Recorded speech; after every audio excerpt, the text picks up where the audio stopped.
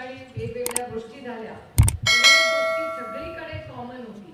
प्रत्येक तालुक्यात धमक्या जोरजोरात येत होत्या, एकच कॉमन होतं. आणि ज्याला धमकी नंबर लागला म्हणजे नंतर जणू काय ते सर्टिफिकेट झालं होतं की म्हणजे माझी समाजात किंमत आहे बाबा, मला फोन आला म्हणजे. आता कोण देतो काय देतो तर मी काय विचारलं नाही, मी फार दुसऱ्याच्या घरात बघत नाही. पण ज्या पद्धतीने कुठल्याही फोनला तुम्ही घाबरला नाही आणि निष्ठेने लढला तुम्ही, याचं कितीही मी कौतुक केलं तरी कमी आहे. आणि आपण स्वाभिमानी लोक, आपला आपला रामकृष्ण हरी, वाजली तुतारी, तुतारी वाजून मोकळं झालाय तुम्ही आणि सुखात जगतोय आपण. आणि आता विधानसभेला राज्य आले तर तिथे थोडंसं कॉम्प्लिकेशन आलंय. जिथे जिथे आज तुतारी आली आहे आपल्या सगळ्यांचं, म्हणजे काँग्रेसचा परफॉर्मन्स खूप उत्तम झाला, सेनेचा झाला, आपला झाला, म्हणजे महाविकास आघाडी. मी तर नेहमी सगळ्यांना सांगते, मी आधीच्या पण भाषणात म्हणायची, किती सीट सुप्रिया सुळे लढताय? 48. आणि 48 पैकी 30 सीटनी आम्ही निवडून आलेलो आहोत. पण एक थोडंसं नुकसान आपलं झालं, ज्याचा आपण सगळ्यांनी नोंद घेतली पाहिजे आणि त्याचं थोडंसं चिंतन केलं पाहिजे. की आपली साताऱ्याची सीट आली असती, संजय आपण नंबर्स पाहिले असतील की शिंदे साहेबांची सीट ही काहीतरी 30-35 हजारांनी गेली 32, आणि ती जी तुतारी त्याला पिपाणी, पण तुम्ही त्याला पिपाणी म्हणता, पण इलेक्शन कमिशन त्याला तुतारी म्हणतं. त्याच्यामुळे लोकांमध्ये खूप कन्फ्युजन झालं आणि त्याच्यामुळे आपली सीट खरं त्या चिन्हाच्या गडबडीमुळे पडली खरं तर साताऱ्याला. त्याच्यामुळे पुढच्या मला वाटतं इलेक्शनला महाविकास आघाडी म्हणून मी काँग्रेस पक्षाचंही मार्गदर्शन मागीन आणि आपण पक्ष म्हणून त्याचा विचार केला पाहिजे की मी तर इलेक्शन कमिशनला आपण आपल्याही सीटला ऑब्जेक्शन घेतलं होतं. वर्ध्यामध्ये तिथले जे इलेक्शन ऑफिसर होते त्यांनी ती पिपाणी तुम्ही ज्याला म्हणता ती काढून टाकली होती वर्ध्याच्या इलेक्शनमध्ये. पण सातारा, शिरूर, माढा, बारामती, दिंडोरी, रावेर, जिथे जिथे आपण लढलो, वर्धा, बीडला पण होती, पण तिथे कुठेही त्यांनी पिपाणी काढली नाही, ठेवली ती.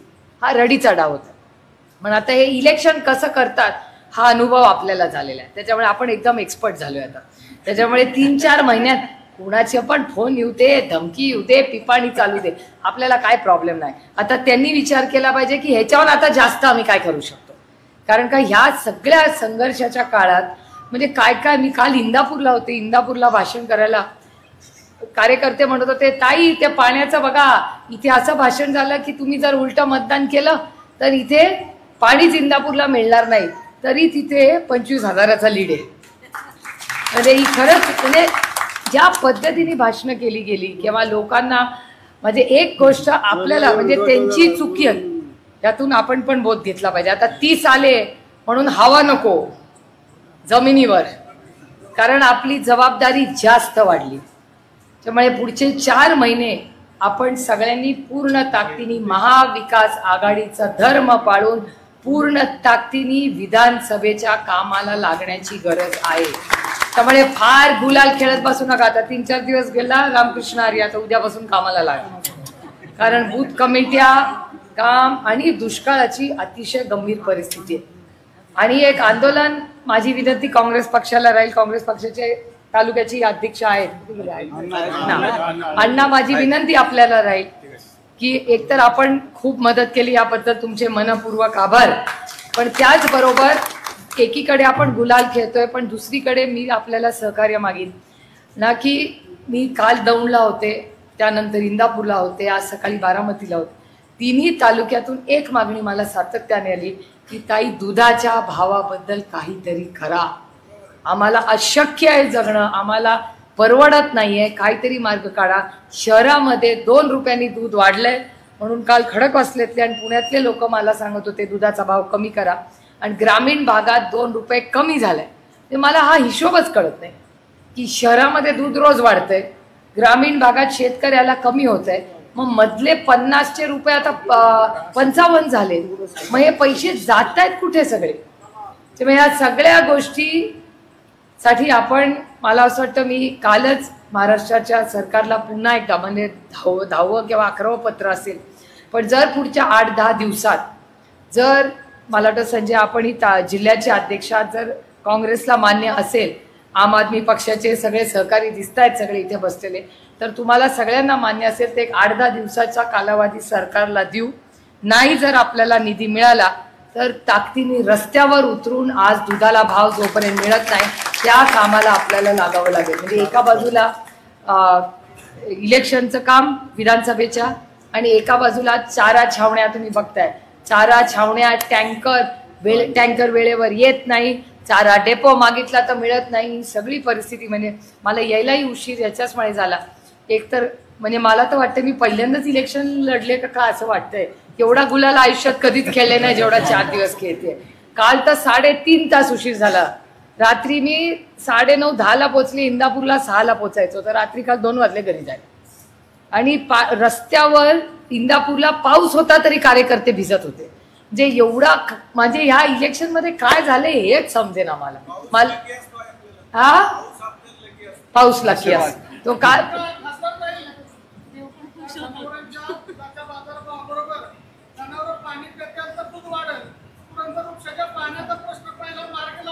बरोबर आहे.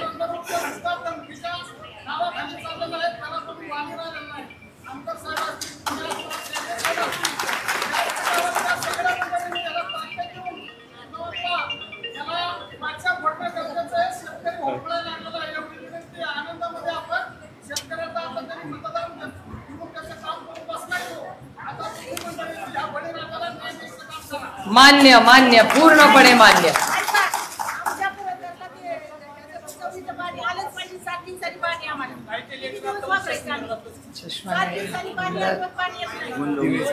वाचून दाखवा मला दिसत नाही, फार लहान अक्षर आहे, मला चष्मा नाही.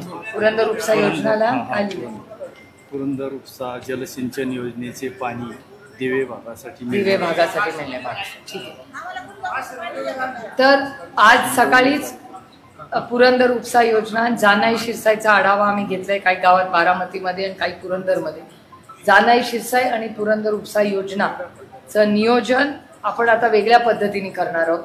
दर महिन्याला माननीय आमदार आणि मी हा प्रत्येक रोटेशनचा फॉलोअप आम्ही दोघं दर महिन्याला घेणार आहोत. त्याच्याशिवाय काय मार्ग नाही.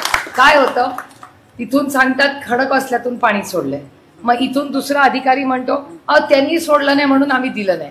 त्याला फोन केला की तो म्हणतो मी पाणी सोडलंय पण हे देत नाहीत. ऐसा सब नाही चलेगा. पूर्ण योजना एक कुणाच्या तरी जबाबदारीचा, चांगलं झाले तरी तोच जबाबदार अधिकारी आणि नाही झालं तरी तोच जबाबदार. आपले सगळे सहकारी बिचारे इकडे, आणि जो पैसे भरतो त्याला पाणी मिळत नाही आणि चेहरा बघून पाणी दिलं. हे सब नाही चलेगा. हे सगळं आता वेगवेगळ्या पद्धतीने चाललेलं हे होणार नाही. आता चालवून घेणार नाही आणि खपवून तर घेणारच नाही. त्याच्यामुळे तुम्ही बिलकुल चिंता करू नका. या दोन्ही पाण्याच्या स्कीम त्या उत्तम पद्धतीने चालल्याच आहेत. करोडो रुपये खर्च करून या स्कीम केलेल्या आहेत आणि चालवायची जबाबदारी ही सरकारवर आहे. सरकार हे काय काम करतंय आपल्याला माहिती नाही. पण सकाळी मी बारामतीत होते तेव्हा रोहित भाषण करत होता आणि रोहित भाषण करता करता असं म्हणाला की आता हे सरकार काय फार दिवस नाही, ऑक्टोबरमध्ये इलेक्शन आहे, 4 महिन्याचंच सरकार आहे, त्याच्यामुळे फार काही चिंता करू नका, ऑक्टोबर पासून आपलंच राज्य येणार आहे. मी त्याला म्हटलं असं.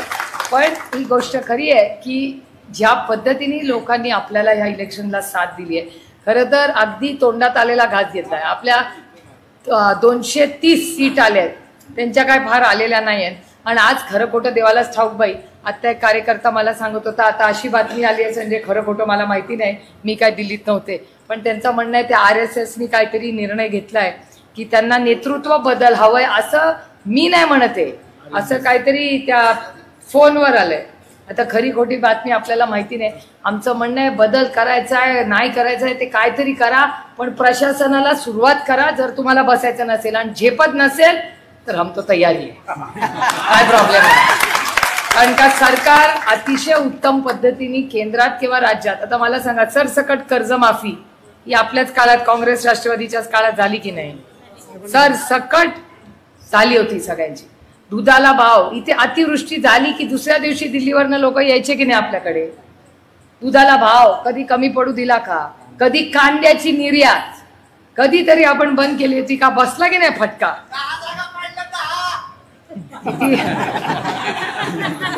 रामकृष्ण हरी. पण खरंच आहे, हा खूप गंभीर विषय आहे. लोकांमध्ये प्रचंड अस्वस्थता. अहो, मी परवा अखिलेश यादवांना भेटले. मी म्हटलं, जेवढे खासदार महाराष्ट्रात आहे तेवढे तुझे एकटेचे खासदार निवडून आले. 40 खासदार निवडून आणले त्या बाबांनी, 41. आपण 48 खासदार राज्यात आहोत.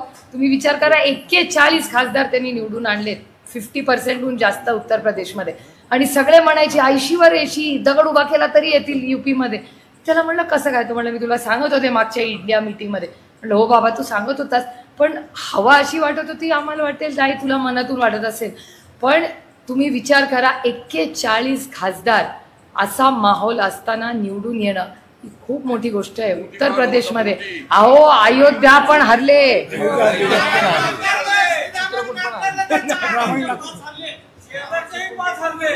शेजारची बघा तुम्ही, हे खूप आपल्याला एक पक्ष म्हणून आत्मचिंतन करायचंय की लोकांना काय चालतं आणि लोकांना कधीही ग्राह्य ठरवू नका. तुम्हाला जर वाटलं हे आमचंच आहे, लोक म्हणतील जावा घरी.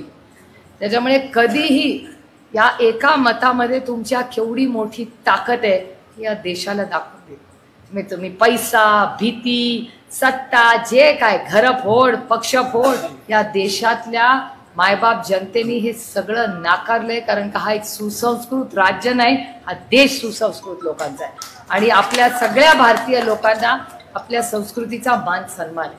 त्यामुळे आज देशामध्ये जे चित्र झालेलं आहे हे आपल्यासाठी खूप आशादायी आहे. लोकांना असं वाटायचं अभि कुछ नाही होगा, काय होईल काय होईल. तुम्ही बघताय ज्या राज्यांबद्दल मी तुम्हाला एक आदर्श मतदारसंघ म्हणून तुम्हाला सांगत होते, त्या आदर्श मतदारसंघात काय झालं? किती वेळा मी त्यांच्याबद्दल प्रत्येक भाषणात बोलले की आदर्श शिक्षक, आदर्श आई, आदर्श माता बघितली होती, पण आदर्श घोटाळा पाहिला नव्हता बाबा. पण ह्या राज्यांनी आदर्श ला दाखवलं की नाही काय करायचं ते. त्यामुळे ह्या लोकांमध्ये प्रचंड ताकद आहे. आणि मतदारांना लांबून बघत असतो आम्ही, इथून भाषण करत असतो तर सगळे त्याचे डोळे आपल्यावर असतात. आपल्याला वाटत असतं ऐकतायत, जुमलाबाजी इस देश में नाही चलेगा. आज तुम्ही 10 लाख म्हणा, 15 लाख अकाउंटमध्ये टाका आणि लोक म्हणतील बघा दाखवते इलेक्शनचं लागू तर दे, मग बरोबर बटन दाबतोय. त्यामुळे आपण सगळ्यांनीच आपण व्यासपीठावर बसलेल्या प्रत्येक माणसासाठी आहे की आपण आपला आनंद जरूर साजरा करूया, पण त्यांनी केलेल्या चुकीतून बोध घेऊया की काय चुकलं त्यांचं.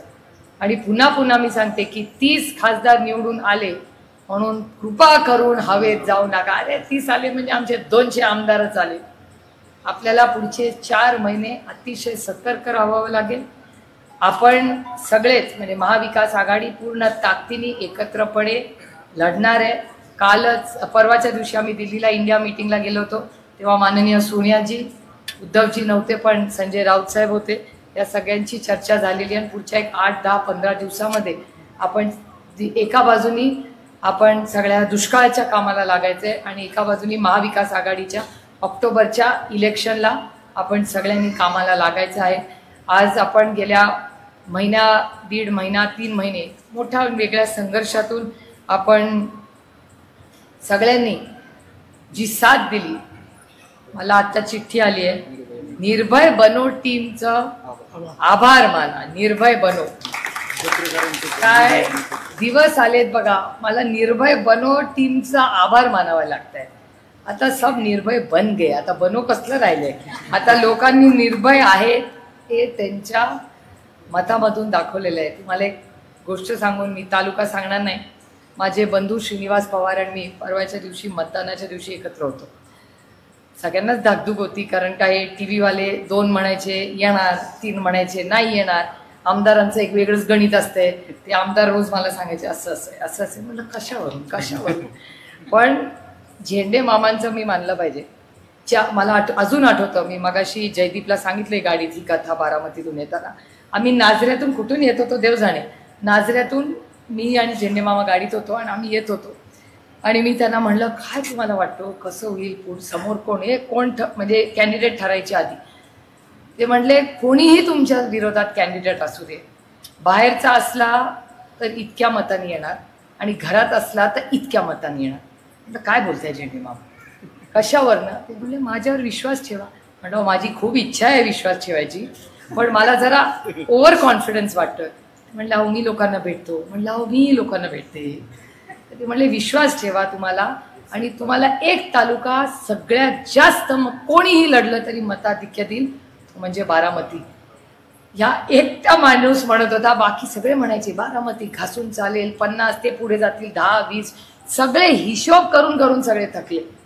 पण झेंडे मामा हा एकच माणूस आहे ज्यांनी मला सातत्याने सांगितलं की तुम्हाला बारामतीला लीड मिळेल.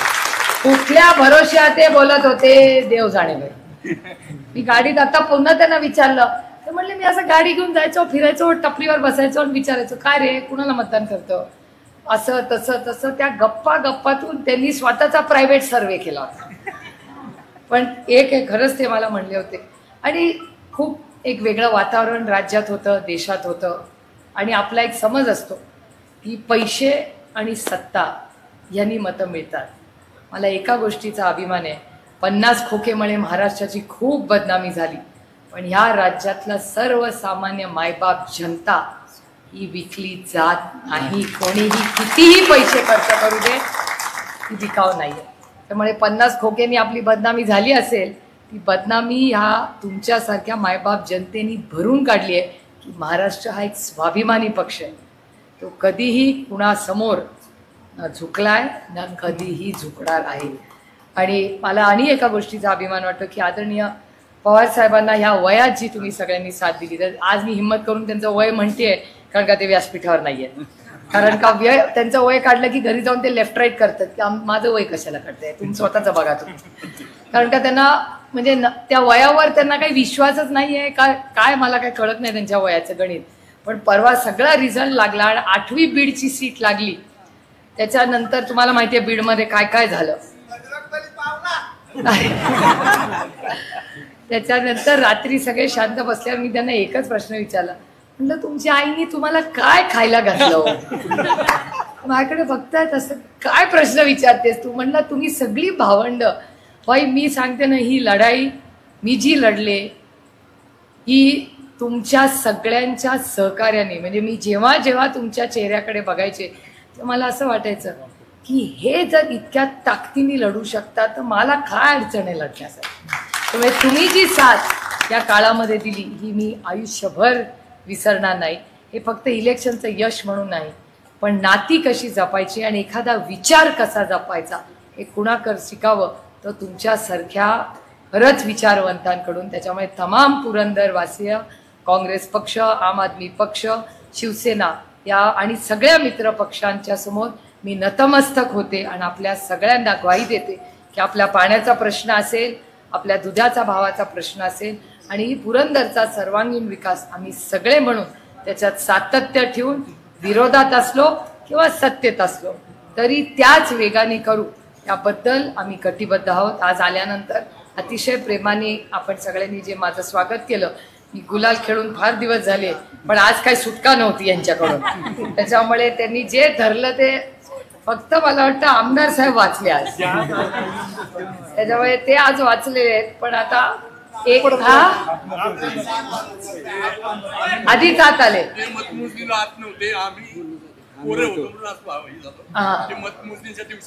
त्यांचा ऑलरेडी झालेला आहे, गुलालाचा डोस झालेला आहे. पण खूप आनंदी वातावरण एकीकडे असताना दुष्काळाची परिस्थिती विसरू नये. माझी सगळ्या सहकारी पदाधिकाऱ्यांना विनंती आहे की जल्लोष करण्यापेक्षा आपण आनंद आहे याचा म्हणजे सगळ्यांनाच मनापासून आनंद आहे, पण त्याचबरोबर अनेक भागांमध्ये आपल्या भागात पाण्याची परिस्थिती गंभीर आहे, त्याच्याबद्दल आपण अतिशय संवेदनशील राहिलं पाहिजे. आणि हा जो निधी आपण ह्याच्यावर घालवतो त्याच्याऐवजी तो टँकर्समध्ये जर आपण घालवला तर मला वाटतं जास्ती चांगली सेवा आणि जास्त चांगला आनंद आज सगळ्यांना मिळेल. आज पुन्हा एकदा आपण आल्यानंतर अतिशय प्रेमाने स्वागत केलं, याबद्दल मनपूर्वक आभार मानते. आणखीन एक छोटी सूचना करून माझं भाषण संपवते की व्यासपीठावर सगळ्या सहकाऱ्यांना, नेत्यांना मी विनंती करीन की बूथमधल्या प्रचंड सगळ्याच पक्षाच्या बूथमधल्या कार्यकर्त्यांचा एक चांगला गेट टुगेदर वार बघून कर. बरोबर आहे ना आबा? एकादशीला ठेवतो म्हणतायत. कोणीच येणार नाही बा. आबा सांगा तुम्ही ठरवा बाबा. मंगळवार सोमवार नको, मंगळवार नको, शनिवार नको, बरोबर? रविवार. मग तुम्ही हा नाही नाही आपल्याला काय आता एकच लक्ष विधानसभा. त्याच्यामुळे आता पुढचे 4 महिने नवऱ्या मुलांना सांगितलंय की आता लोकसभेसाठी जरा घरातून सुट्टी दिली होती, आता विधानसभा होईस्तोवर जरा 4 महिने सुट्टी. आता हे आपलं आमदार साहेबांची जी इच्छा आहे ना, पण ती आता बघूया. RSS कदाचित काहीतरी सेटिंग दिसतंय. तुमच्या मनात जे तेच RSSच्या मनात आहे. त्याच्यामुळे आता जो बदल व्हायचा आता बघूया काय होतं पुढच्या आठवड्यात. आपण आता थोडं वेट अँड वॉचच्या भूमिकेत आहोत. आपल्याला काय आतताईपणात करायचा नाही. लोकांनी एक विश्वासाने आपल्याला एक नंबर दिलाय. हे फोड ते फोड, घर फोड, पक्ष फोड असल्या भानगडी आपण काही करत.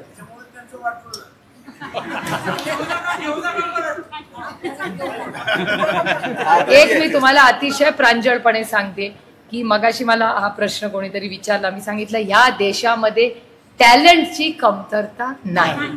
या देशामध्ये खूप टॅलेंटेड लोक आहेत आणि त्याच्यामुळे आज आपण. आणि दुसरी एक गोष्ट जी मी थोडासा माझ्या कामाच्या पद्धतीत बदल करणार आहे. दर सोमवारी आपण त्याला भेटतोच. हा निसर्गाला हा विषय थोडासा संजय आपल्याला आवडणार नाहीये, पण तरी मी हिम्मत करून बोलणार आहे तुमच्या समोर की आपण आला तुम्हाला चहा पहिला दिला जाईल, पण तुमच्या बरोबरीने पुरंदर मधला कुठल्याही पक्षाचा, आम असेल, राष्ट्रवादी असेल किंवा काँग्रेसचा असेल, तो जर बूथ कमिटीवाला आला आपला काम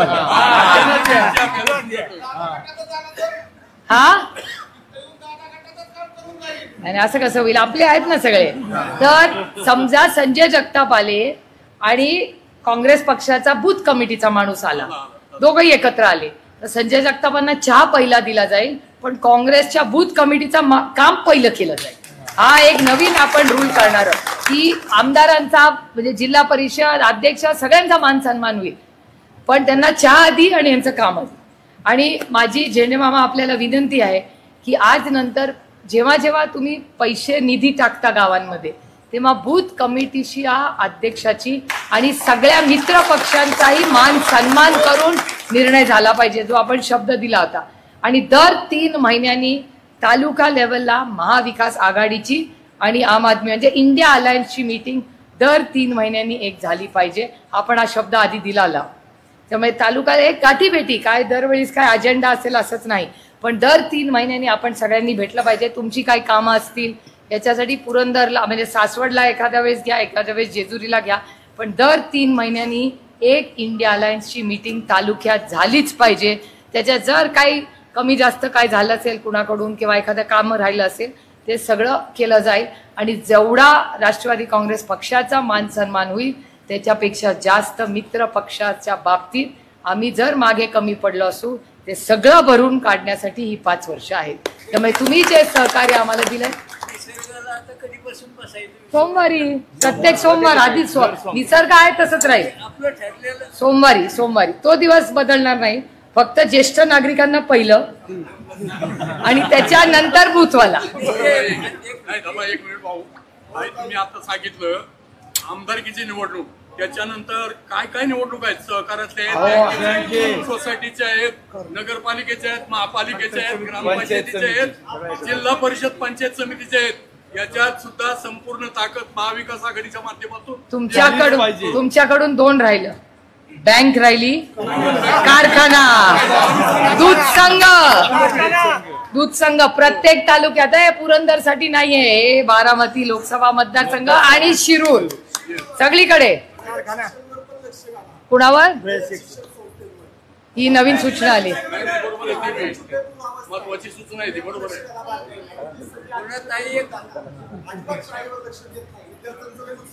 अच्छा, चांगली सूचना आहे. अध्यक्षांच्या कानावर घालीन राहील शिक्षण संस्थेच्या. पुणे जिल्हा शिक्षण मंडळ. ठीक आहे, आता एका वेळेस एक आता तुम्ही सगळंच ताट नको, धीरे धीरे. ताई, परवा एक आपलं ठरलं होतं काय की निवडून आल्यावर सासवडला आल्यावर माझ्याकडे पेढे खायला जायचे. साताऱ्याचे सॉरी कात्रजचे पेढे खायला येणार ते काय करायचे? ते पुढच्या आठवड्यात आता 5 वाजले. थोपटे साहेबांकडे जायचे नमस्कार करायला, आज आभार मानायला. पेढे खराब होऊन जाते. मग आता आणलेत का? अहो आमदारांना जायचंय, फुरसुंगीला काम आहे, आपल्याला काय. पण तुम्ही सगळे आज आल्या, अतिशय खेळीमेळीच्या वातावरणात आजचा कार्यक्रम झाला. पुन्हा एकदा आपल्या सगळ्यांचे मनपूर्वक आभार मानते. आणि पालखीचं काय संत शिरोमणी ज्ञानेश्वर माऊली आलावादीमध्ये आळंदी ते पंढरपूर या ठिकाणी प्रस्ताव. तर काय करायचंय? चालेल, चला. रामकृष्ण हरी.